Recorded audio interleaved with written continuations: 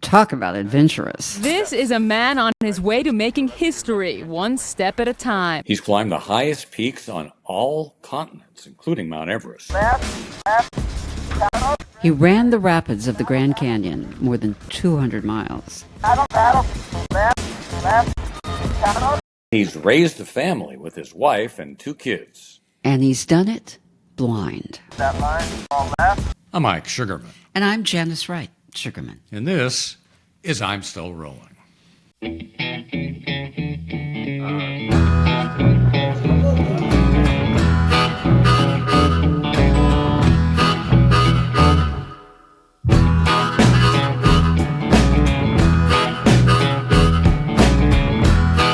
Yes, this is I'm Still Rolling. Well, it's a podcast about disabilities, but really more than that. It's about trouble people may have in their lives. And believe me, you're going to run into trouble sometime in your life if you haven't already, and I know a lot of our listeners have. But we hope it gives you some ideas and strategies on how to cope with your disabilities or your problems. And most of this hope and the strategies and the inspiration comes from our guests, not necessarily from us, although we try, but we have some amazing people that we chat with on this podcast. But first, why are we qualified to do this podcast? Qualifications, important. Well, we have spent a lifetime, a career in broadcasting. Mm-hmm. And you have racked up so many awards in that lifetime career in radio and television that I can't even count them. They're sitting on a shelf gathering dust because I'm not much of a housekeeper. You're a better housekeeper than you think. But for this podcast, you have anchored the all-news radio stations in New York and San Francisco and done it very well. Well, thank you. Okay. Thank you. But the real reason that we're qualified for this podcast is... For this podcast. I'm a paraplegic. It happened, it happened on February 22nd, 2022. If you write that date down, it's 2/22/22. It's 5 20s, 5 2s. A lot of 20s. In many 2s. A lot of 2s. In many cultures, that's lucky. But well, you're just taking a wild guess on that one. We're gonna assume. No, I know it is. Okay. But it wasn't lucky for us. No. I suffered a spinal cord stroke after a life-saving operation on my aorta. Mm-hmm. It was a gnarly operation. But the operation was a success, and we were warned that there could be complications like paralysis. It was a 5% chance of paralysis and a 5% chance of death. So we rolled the dice. And I didn't die. Right. But I became paralyzed. 2 days later in the ICU, I couldn't feel my legs, and then I couldn't feel my waist, then I couldn't feel my stomach, and it goes all the way up to my breast. I am paralyzed. So what did you start doing? As soon as all those pain medications started to wear off, you started interviewing the doctors, nurses, anybody who wandered by your hospital bed. Well, because I knew you knew you wanted to do something like this. Something. I didn't know what, but I knew I had to help people because there's a reason this happened. I don't know why or what or who, but I've got to be able to hopefully help people. And with you by my side. Well, thank you. And that's another. Well, glad you mentioned that because that's another important part of this podcast about how disabilities affect everyone in someone's life and how we all cope with it in different ways. All right, let's talk about our guest. A very special guy. My grandson, Charlie, was watching some YouTube program about heroes, kids program about heroes, and this guy came up, he climbed Mount Everest, and he's blind. He climbed every summit. What's the statistic? No, the highest summit. The highest summits on every continent. Yes. We got it. Okay. But this was about him climbing Mount Everest. Right. Anyway, so I found his email on his website. I wrote him. His agent wrote back, said, we'd like to talk to you on your podcast, but we get so many requests.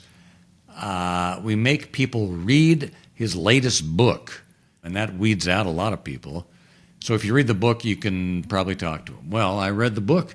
Yeah, you didn't even skim. You didn't cheat. You didn't read the first chapter and the last chapter like a lot of journalists do when they have to interview an author.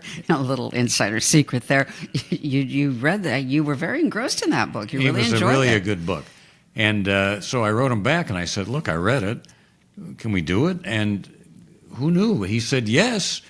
And then we set up a date, and Erik sat for us. And he couldn't have been a nicer guy. Really nice guy, real down to earth, despite being way up above on Earth. Get it? Jeez, that was a little joke about climbing the summit. You got that one. Okay. Yeah. Very, very nice guy. He, this guy's been on the cover of Time magazine and on every podcast and late night television show. And here he is on I'm Still Rolling. That's right. So okay. Let's get we have a little business before we get to him. If you like this podcast, if you want to comment on it, we'd appreciate it. That little comment section. You don't even have to like it. Just give us some ideas, constructive criticism and so forth. Or tell a friend about it, tell a neighbor, tell a complete stranger on the street. We don't care. We have a low bar.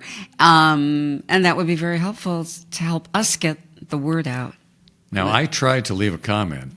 Yeah. I couldn't do it. I don't know how to do it. Well, you're not exactly a shining example of Mr. Handy when it comes to technology. I found some comments that were very nice on Apple. I figured out Apple. They were very nice, and some were not your family. Well, there were a couple that weren't, but the one who wanted to know more about my family, that obviously was a cousin. I think it was a cousin. Yeah. All right. Are we ready? Now we're ready. All right. Let's get to Erik. Erik, first of all, I can't thank you enough for joining us. You've done so many different things and been on so many different media outlets. This is fantastic. And nice to meet you both. I don't know how much your people told you about me, but I'm paralyzed. Yeah. I had an operation on my aorta 3 years ago, and following that, I had a spinal cord stroke. So I'm a T4 paraplegic below my nipple line. Yeah. And we're doing this podcast to show people what you can do after a disability. And you certainly have shown a lot of people what you can do. Not that many people would do it. It's been fun. But first, I got to ask you, and I've read your book, and first of all, I think it's really well written. Yeah, you read the last book, No Barriers, right? Yes. Cool. And besides the incredible stuff that you did, the writing is great. Really, thank you. Just reads well. Sweet. But you bring an amateur writer likes to hear that, so thank you. You bring this up, and it's the first thing that I hear when I tell people about you. You're a blind guy that climbs mountains and kayaks rivers. You sound like a crazy blind guy. Why do you do this? Yeah.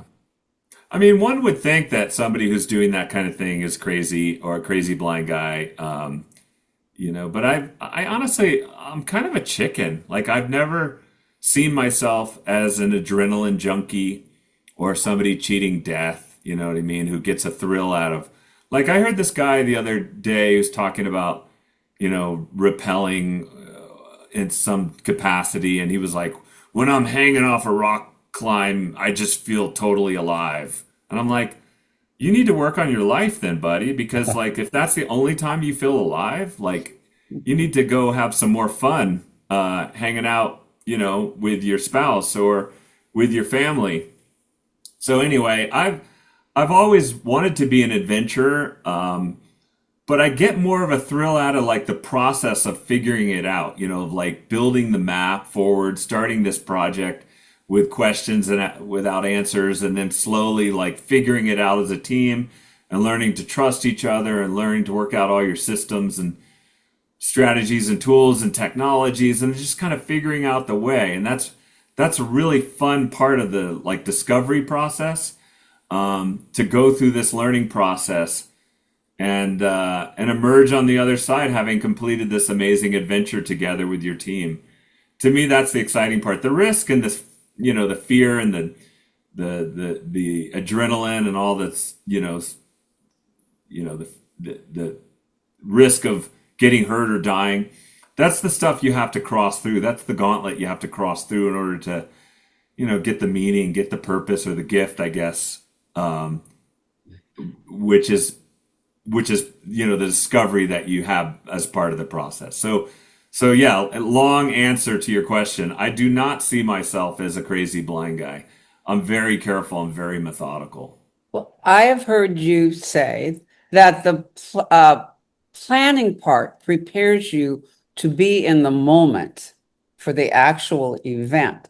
Talk a little bit about that, because we all talk about being in the moment, but being in the moment doesn't necessarily mean you just go la-di-da. I'm going to be in the moment. It takes a lot of effort to No, it takes a lot of work to get to become a Yeah, person living in the moment.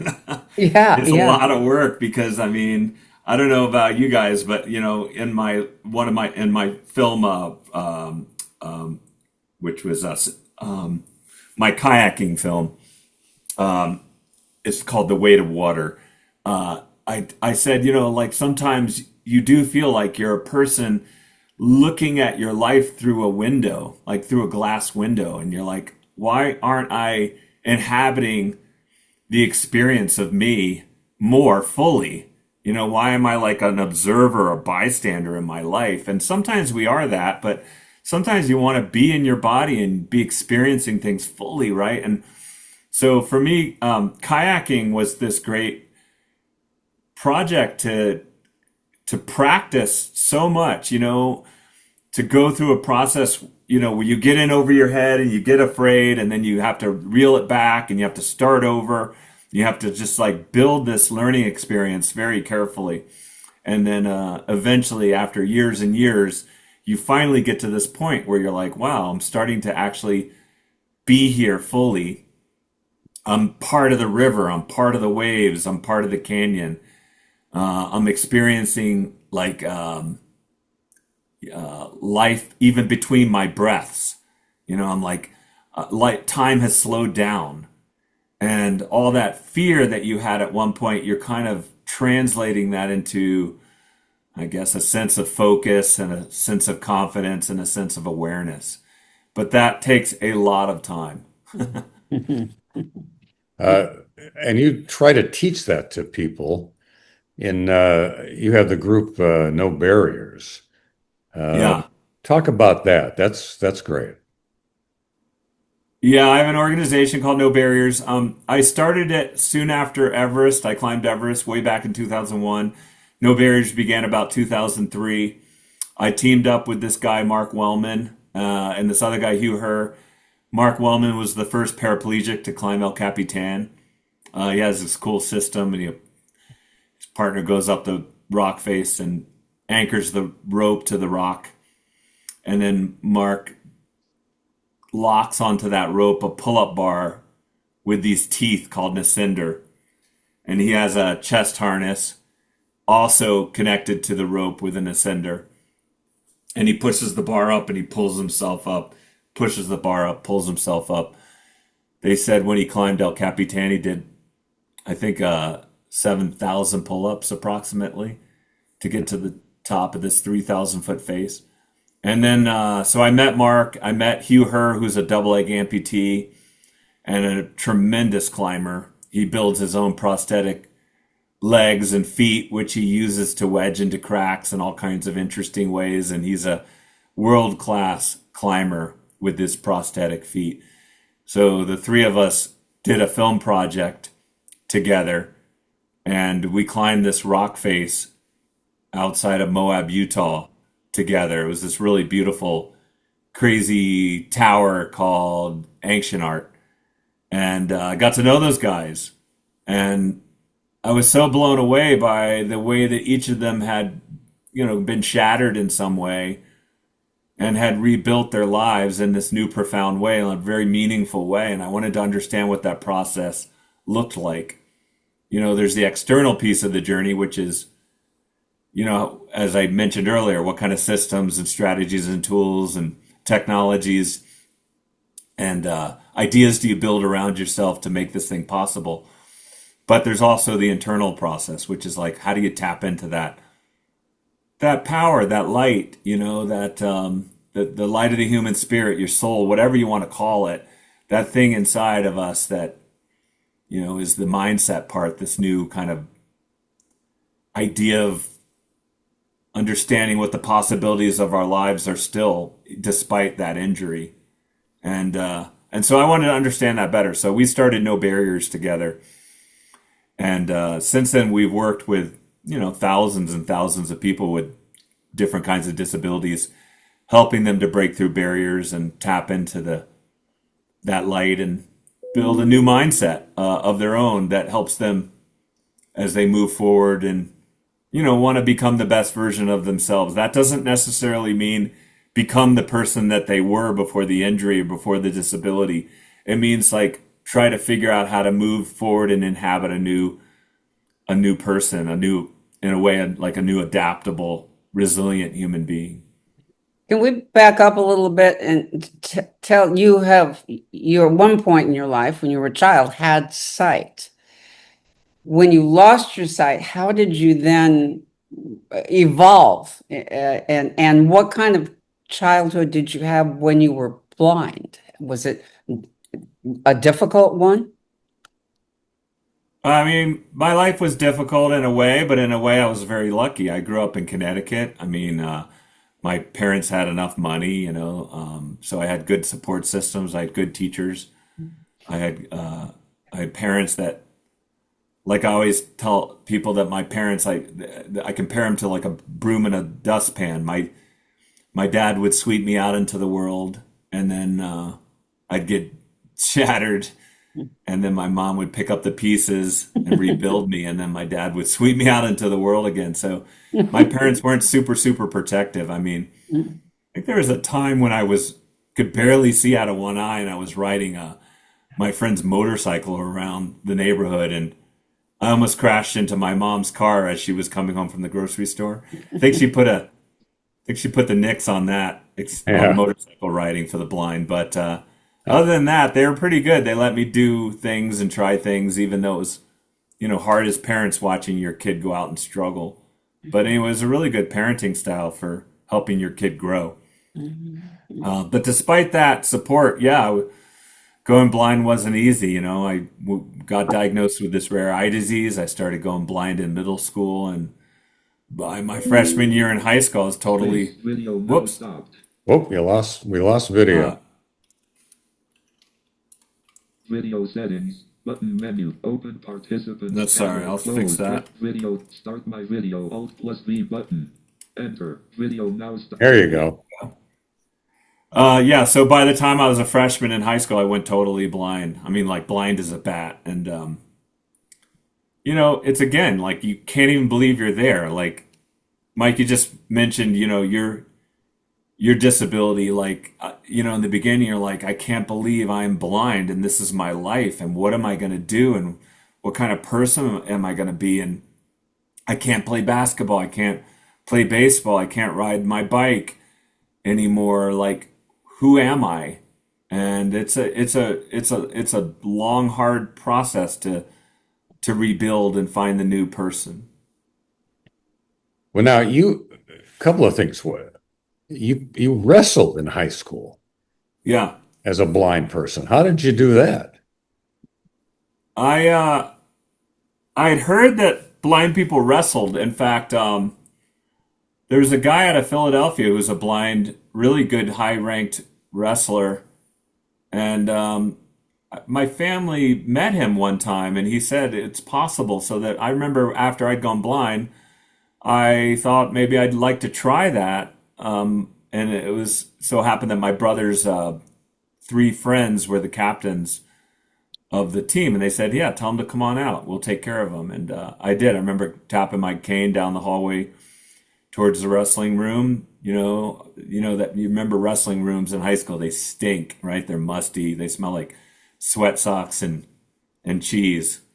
And I remember walking into that wrestling room, and here I am, you know what I mean? Like leaning my cane up against the wall, and all the freshmen would line up against the captain, and the captain would pin them really fast, kind of as a way to humiliate all the freshmen. Just say, hey, you know, like you're the bottom of the pecking order here, and I remember getting pulled out and slammed and pinned really fast, just like every other freshman in the line.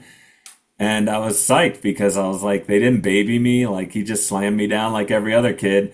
And I found my family. I found my team. And I tell blind people all the time, kids especially, like, go out and find something bigger than you that you can be a part of, you know, bigger than your blindness, bigger than your disability. And so for me, wrestling was it. And those guys were my brothers all throughout high school, and I'm still in touch and friends with them. They were just incredible. That was my first team. And you were captain of that team. Yeah, I made my way to captain my senior year. I was a pretty good wrestler, but again, it was a Connecticut standards. We weren't like Iowa, you know what I mean? Yeah, but we were good enough for Connecticut standards.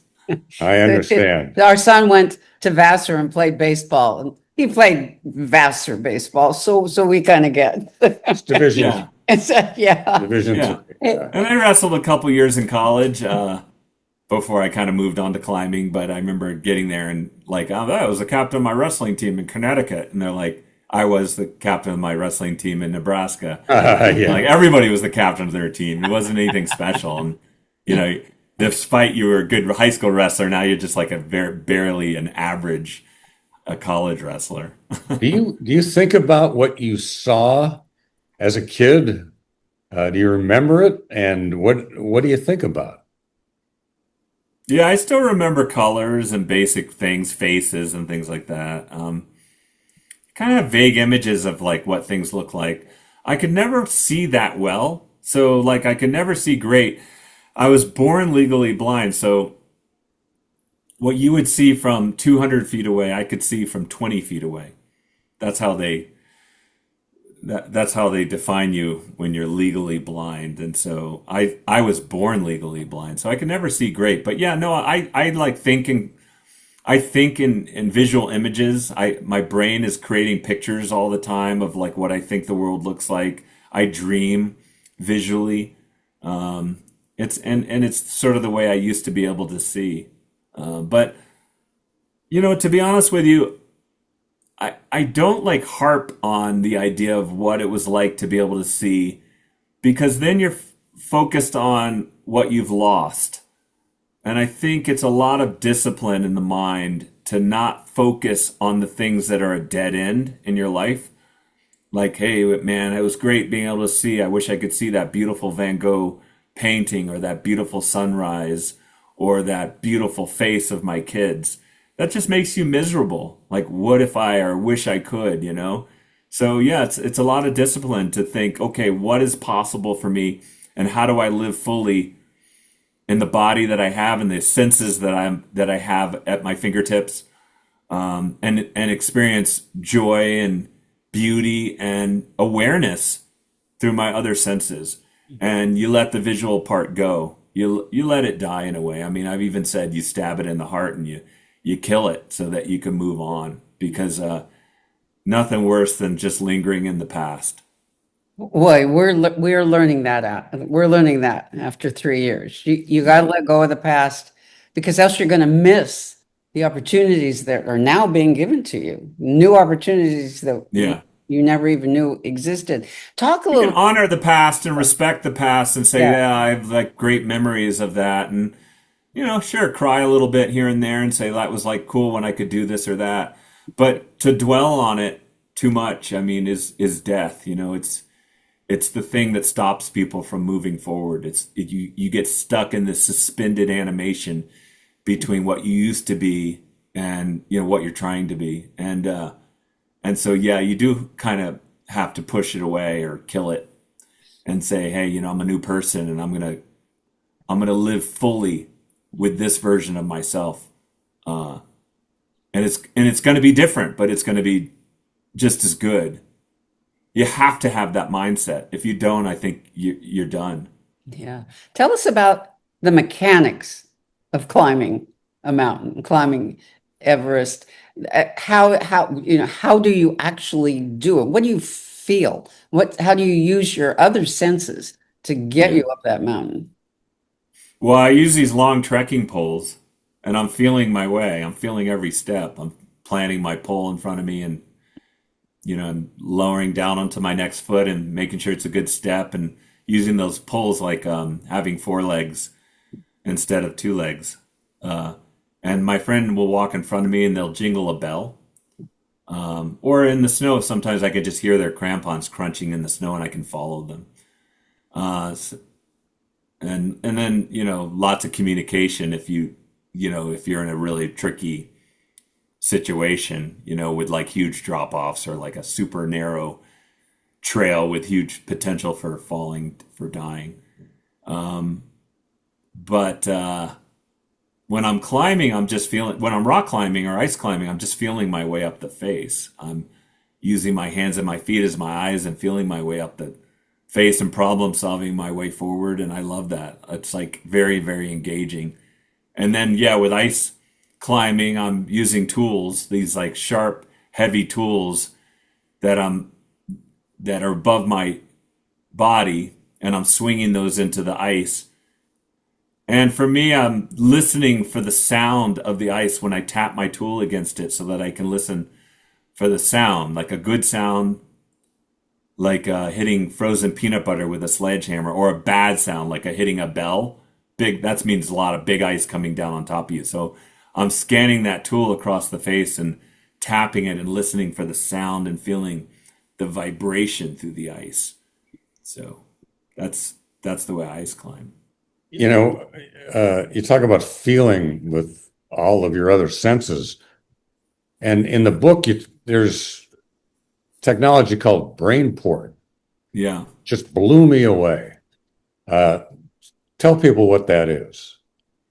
Well, BrainPort's like this typical technology where like the guy conceived it in like, I think the 60s, Dr. Paul Baccarita. He's like, hey, well, I think it started when his dad got a massive stroke. And back then, I guess the rehab wasn't that great. And they didn't really know what the potential was. And like he started his dad doing like I guess you'd call today occupational therapy, like do the dishes, like wipe the cabinets. I think his dad couldn't walk at first. So he said, okay, start over like a baby, start crawling. And so his dad was crawling, and then eventually he was walking on his knees, and then he could stand up again. And then by the end, he was like working again and, living this very normal, amazing life, hiking mountains. And that was like the beginning of what they call brain plasticity, which is, where something breaks, something doesn't work anymore, the brain can create these new neural pathways. Sometimes to do things that like maybe nature didn't even intend us to do, right? Like in my case, this plasticity idea is that if the eyes don't work, but you used to be able to see, you have visual images in your mind. How do you bring in new images into your mind that is sort of working visually but trapped, right? And so the Baccarita said, well, we'll use another sense. We'll use the sense of touch. And so he built this tongue display with these 400 or 500 little vibrating pixels, and you press your tongue against it. And the camera takes a video image that then through the little computer translates that visual image into this two-dimensional image that I'm feeling with my tongue on that plate. So it's basically like if I saw a face in front of me, or the camera saw a face in front of me, I'd be feeling that face on my tongue. And so I've been able to do all kinds of things like climb especially in the climbing gym. You can see colors because it works on contrast. So if there's like a dark hold against a light wall, then that color pops on my tongue. It vibrates like a little, like one of those when you used to touch your tongue to a battery, and it tingles like that. So like that image will press onto my tongue. Anyway, so it's really, really cool. I can use it to read basic things and use it to bowl. I've used it to look at pictures. I've used it to play games with my kids, like rock, paper, scissors, or like basic card games like War. You can see the numbers. So it's a really amazing device, and it just goes to show you that like it's the brain that sees, not the eyes. The eyes are just the hardware into the brain. I heard you say that's an amazing thing. You see with your Well, brain. yeah, but I mean, it works like this for everything. Like, I have a friend her name's Mandy Harvey. She's a deaf musician. She sings in perfect pitch, even though she can't hear herself sing. She feels the vibration of her voice as she sings, but she sings in perfect pitch. It's the ears, or excuse me, it's the brain that hears, not the ears. You know what I mean? It just works across the board. If you have like a knowledge or awareness of what that used to feel like, you can recreate it because the brain is still alive. This whole neuroplasticity kind of a topic is something that comes up a lot with spinal cord injuries, and that the brain will try and find a way around things. It will try. Someone described it because in Mike's case, the brain isn't getting the signals through where Right. cells were, where the stroke happened. But the brain finds a way. It keeps looking for other highways. It's like a traffic jam. It's been experienced where Yeah. it'll And keep sometimes it does, and trying. sometimes it doesn't, Yeah, yeah. It's not as simple as like just, like I put the device on my tongue and I could see instantly. I had to learn that new language of things. In fact, I remember walking around with my kid and just looking at things and going, "What is that?" And I reached out one time, and my daughter actually said, "Dad, stop!" And I was about to reach out, and I saw this little triangle buzzing on my tongue, and it was like leaping around, like it was dancing like 100 miles an hour, and it was a little bit of fire. It was on the top of a candle. Uh, And I had forgotten, like I didn't know fire like leaped around like that. Like I totally forgotten that. You know what I mean? So it's like this discovery process. You you bowl. Tell me your bowling average. I bowled for the first time after like 10 years a month ago, and I was horrible. I got mostly gutter balls, but I bowled one strike. So yeah, You I got to get did? more consistent with my bowling. Oh my God. You talk about your family a lot, and some of it was made. You adopted a son, which you talk about a lot in the book. How is he doing now? I read the book, and that was 10 years ago. So he's Uh, probably, what, yeah, he's 17? 24. He's 20. 24 because he was Yeah, 4 in the book. Or yeah, yeah. All That's the right, way it tell us. works, man. You keep going, You you keep adopted growing. him from Nepal. Uh, it's a long, long story, but tell us a little bit about it. Well, I just saw him this weekend. He's at Arizona State University. He's a senior. Oh, great. He's going to graduate in the spring, and so his name is Arjun. And I did the typical dad thing. I went and flew out there and hung out with him and took him to dinner, fattened him up, took him to a hockey game, bought him some groceries, Little uh, cash. and then he's like, "Dad, see you later," and Yeah. sends me on my way. But yeah, we're really proud of him. And yeah, when he was well, we had this idea of wanting to adopt a little boy or a little girl. We didn't care which one, but we were looking all around the world and looking at international adoption. And we easily stumbled upon Nepal because I'd climbed there so much. And like, I remember when I was summiting Everest, um, one of the Sherpas, this guy Ampasong, was next to me, and I couldn't read gauge on my oxygen mask, because it tells you how much oxygen you have left, how much pressure there is in the tank. And I said, do I have enough, you think, to get to the summit and get back down to the south summit here? And he said, yes, you do. And I said, okay, you sure? Just one more time. And he's like, yeah, I think you do. So yeah, and he stuck with me that whole time. And I remember thinking, like as a Westerner, if I fall down in the snow or I fall off this cliff or I'm incapacitated, this Sherpa's linked his fate to me. And these are folks with like sixth grade educations, and like this guy was in it with me. Like our fates were linked. And I thought, like, Nepal's this beautiful place. It's such a hopeful place, it's like got lots of challenges, lots of environmental devastation and all kinds of political instability, but like the people are just so hopeful and just I thought this would be a great place to like find my son. And so we went to an orphanage and they introduced us to this little boy, this little ragamuffin guy and barefoot and dirty and yeah, after a year and a half we were able to bring him home and we gave him love and attention. I think he gave us lice the first year. Yeah.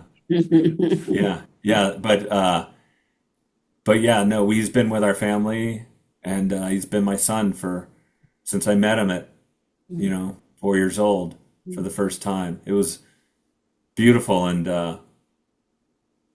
yeah, I just, like I'm writing a children's book, devoted to Arjun right now. So that'll come out in the spring. So yeah, I'm really, really love that guy.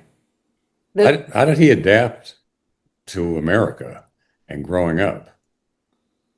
Well, he's kind of a chameleon, like he was a survivor, he grew up in this little orphanage and it was kind of junky and, they just scrap, and so when he came to America, he was a scrapper, he like gave him his first bike and he pointed to the training wheels to get those, basically he couldn't speak English yet, but he was like, no, get rid of those training wheels, man. I don't want those things. And I took him down his first hill and I think he like crashed into a hedge or something like that, but he got right back up and started learning how to ride a bike. Within 4 days, he had learned to ride a bike, and he learned English and he had tons of friends. And we've gone back because we actually found his Nepali mom. She's a beautiful lady, Kanchi, who,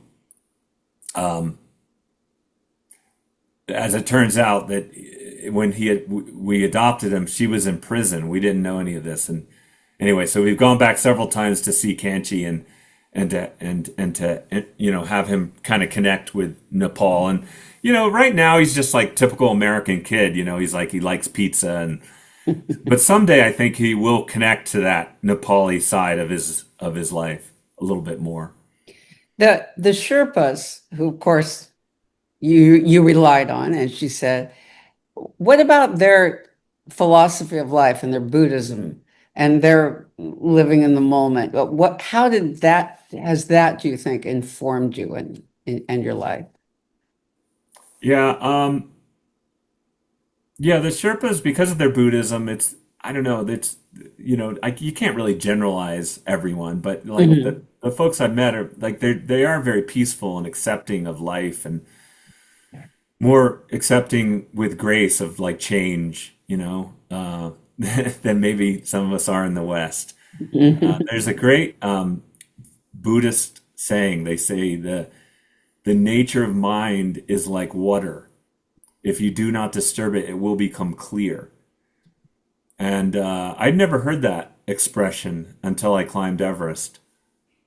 And it's totally true. Our minds are so muddy with distraction, with fears, with anxiety, fear of change, fear of getting older, all the fears we have. And so that muddiness kind of blocks your vision. And I think what that Buddhist quote says to me is like, if you can still your mind, not like still it like perfectly, but just like get rid of all that crap, and know what you're doing and have confidence and just, yeah, as we talked about earlier, living in the moment and celebrating every step along the way and celebrating and you know, and taking on every adversity you can with clarity and a sense of determination. You know what I mean? Like our lives are just so much more so much better. So yeah, I try to live with that phrase as much as I can because I think it's incredibly helpful. And on big peaks and when you're kayaking blind, especially as you can imagine, you can get very much overwhelmed by fear. And so just saying, I'm going to clear all that stuff out and I'm just going to be in the moment here and experience it all fully and honestly and vulnerably. That's so much better than, you know, building crust around yourself to protect yourself because that's impossible. That just makes you numb. There's another Buddhist saying that I love about the two arrows. I don't know if you know this one. If you get hit by one arrow, that's what happens. That is whatever happened to you. You know, you go blind, you're paralyzed. Don't let the second arrow make it even worse. The second arrow being how you handle it. And I think Oh, you're, 100%. Yeah. yeah, Yeah. Yeah. Like it's the brain that like messes us up, you know? If we yeah. could just be perfectly like peaceful and accepting of our fates, Hmm. you know, it's Hmm. just that the brain doesn't work that way. I remember when I went blind, just being so sad, everything in my life was over. Like I thought, you know, like can't ride my bike. I can't play basketball. I can't play baseball. Like how will I have friends and how will I date women and how I'll never drive a car. You know what I mean? Like your brain is Yeah. just messing you up, you know? And yeah, I think you have to go through that loss, you know, that pain. You have to experience it all honestly before you can kind of move forward and say, you know, that there's a new way of experiencing life. Well, I felt that too after the second day after this operation on my aorta. I couldn't feel my foot, and then I couldn't feel my leg, and then I couldn't feel my stomach. Yeah. I am sitting in a hospital bed going through this and thinking, is this permanent? And then Yeah. we found out it was. Yeah. And I went through what you did. You know, what am I going to, I can't, my favorite pastime was walking. I would Yeah. walk around the island of Manhattan, or we lived in San Francisco for a long time. I walked around San Francisco. It was just my hobby, and that was taken away from me. Yeah. And I thought, what am I going to do now? But you come to grips with it, as you said, and you deal with it. And you know, it's hard. I played guitar before. I can't play guitar because I can't balance it. So now I'm playing keyboards. I'm Oh, trying to nice. move on. Yeah. It's hard we have a brand new grandchild. It's hard for me to hold her because of my balance, but Right. I do. Yeah. You just do what you have to do, and you put the disability behind you. I sometimes, you know, I'm Yeah. older. I'm 71. I sometimes feel like a ghost. You know, I'm sitting with a bunch of people who are doing everything I wanted to do, and I can't do it, and I'm just sitting there watching. But Yeah. I'm grateful that I'm alive. Yeah. I'm just glad that I'm there in the moment, and living in the moment Yeah. is the greatest thing. That this is a gift that this disability gave me, and it sounds like it's the same thing for you. Yeah, I mean, I think you're speaking to how difficult and tricky this process is because it's not a cliche. It's not like, you know, for me, like you climb a mountain or kayak a river and you're like, I'm healed, I'm whole again. No, it's just like, it's not a cliche. It's this deep, difficult, soulful process. And then some days you're back in the shit again, you know what I mean? And other days you're pulling yourself out, and you're doing a little bit better, you know? And, you know, but yeah, no, I mean, for me, like you, I'm in the second half of my life, you know, the first half was just hammerheading up mountains and kayaking rivers and pushing myself physically so hard.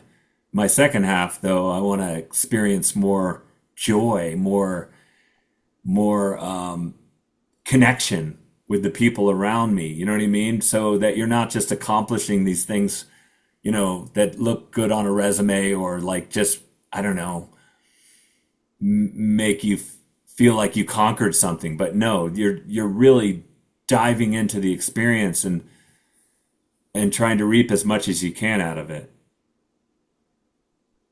I was thinking about how your other senses are so well developed. I feel like we sighted people are losing touch. We have lost touch with a lot of our senses. Or we don't stop and listen necessarily. We don't feel things. We don't walk by flowers and feel the textures and things.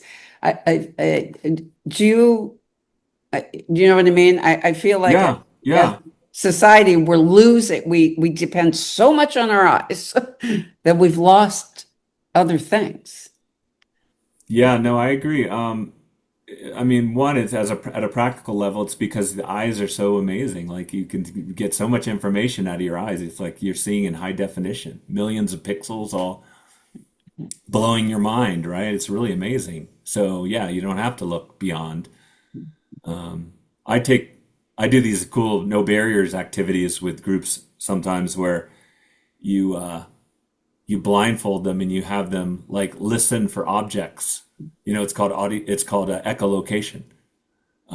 You actually listen to the sound vibrations bouncing off of objects and try and that information coming back at your ears. I get them touching the difference between different like objects and get them smelling things and tasting things, with their eyes closed, just to kind of awaken those other things. And it's really, really fun, yeah. But yeah, as long as the eyes are so amazing, it's it almost becomes, you're right, like a handicap to learning, to experiencing life through those other senses. I only do it because I have to. It's like Yeah. it's like I can't see, so what else am I going to do? So it makes you rely on those other senses more, and then because of that, the connections get stronger, and you're experiencing more, and you're aware of more things, and it becomes kind of cool. Can I ask, you're a little bit off the center of the camera. Can you Yeah, move? blind guys There do you that. go. There you go. There you go. Yeah, Okay. nice. I know it's How's hard. that? Is that better? Perfect. You're right in the middle. Nice. Sherpas. You talk about Sherpas and how connected you are as a team. And that's very controversial, among other things. And you bring it up in the book. When you climb a mountain, especially Everest, you put other people in danger. Yeah. You walk over dead bodies sometimes because rescuers can't get to them. Yeah. How do you answer that to people who say that? I mean, climbing, all these things we do, they're innately selfish sports, aren't they? Yeah. Yeah. I mean, the Sherpas take pride in climbing Everest and climbing these high mountains. Like being a Everest summiteer as a Sherpa is sort of like being a professional baseball player here in the United States. It comes with a lot of respect and things like that. But the Sherpas, when they help Westerners climb Everest, they don't want their kids going into that activity because it's dangerous, right? They want their kids to be doctors and lawyers. So yeah, usually it's a way out of poverty. So yeah, and the Sherpas do a lot of the hard work on the mountain. They lay down the ladders in the Khumbu Icefall. They're constantly rebuilding the icy trail when it gets destroyed by seracs. They're putting the fix lines up. They're setting up tents and things like that. Yeah, they're the backbone of every team. Sometimes people will go out and climb a peak like Mount Everest without Sherpa support, but that's not kind of a cultural thing. And I would say the mountains of Nepal are, they're finite resources. So there's a lot of trash up there and a lot of crowds. Some mountains I think are not so beautiful anymore. Like I went and did Amida Blam, and it's a 23,000 foot peak. next to Everest. It's really steep and forbidding, but there's just trash and people, there's nowhere to poop, so there's like frozen poop around and toilet paper, and yeah, it's not all that pretty. I think we're gonna have to solve that.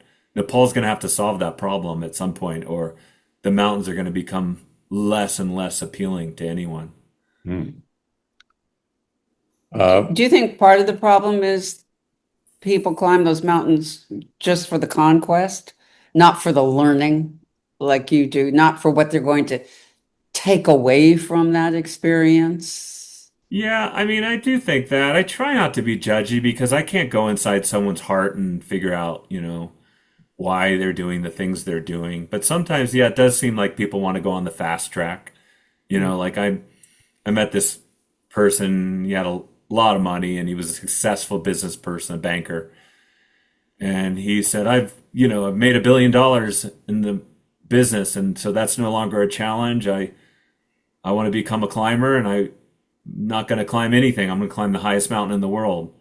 And he just hired like the best guides around and paid $100,000 and got lucky with the weather and summited the mountain. And I don't know. It's not my style. I just think people are, yeah, they want to go on the fast track and they want to do it like what feels sometimes a little bit selfish or self-centered, I guess. When I took the slow track, like I found organically an amazing team around me of friends. And, those friends took 2 years out of their life to train together and bleed together and fail on lots of mountains together. And then when we reached the top of Mount Everest, people said I would have a disaster. They'd have an epic. I'd drag everyone into a rescue. And instead we had the most people from one team to reach the summit of Everest in a single day. 19 of us reached the top. And I think my team said, hey, I wanted to be there on the summit, not just for myself, but because I wanted to be a part of your journey. I wanted to be a part of you making history. And that felt really happy that like somehow my presence, the way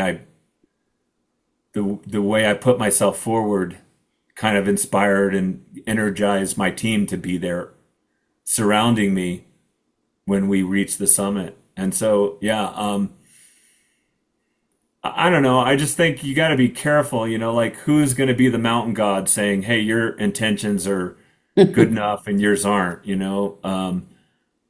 sometimes people, do want to be the mountain gods. Like when I was thinking about Everest, they said, a blind person has no business being on Everest. And I'm just like, who are you to tell me that? Like, climbing, the mountain, but you don't know me, you don't know who I am.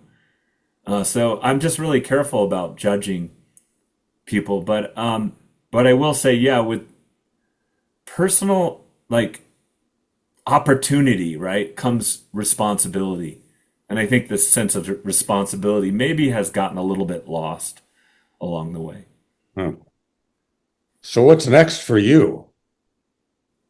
Oh, I'm just climbing and climbing. I haven't kayaked in a while, but I've been back to climbing. I've just got this summer I climbed this 2,000-foot granite face in a mountain range called the Bugaboos. It took us 3 days to get up and down. And then I went to the Dolomites and I climbed these, again, like this 2,000-foot beautiful cliff face called the Tafana.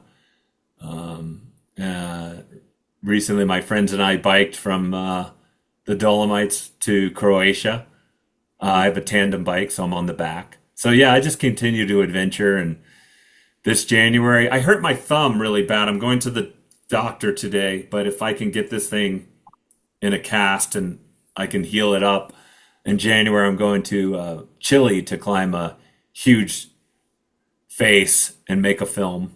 So yeah, at 57 years old, I don't know how many years I got to push the envelope, but yeah, I'm gonna try my darndest. I can't believe you're 57. You look like a kid. Oh, nice. Thank you. Yeah. No, you really do. You do. You told me you were, late 30s. Oh, I like it. Thank you. You made my day. Well, you certainly made our day. Yeah. It was a fabulous discussion. Good. You are so cerebral, and you think about so many different things that you are eloquent about too. And we really appreciate you coming on our show.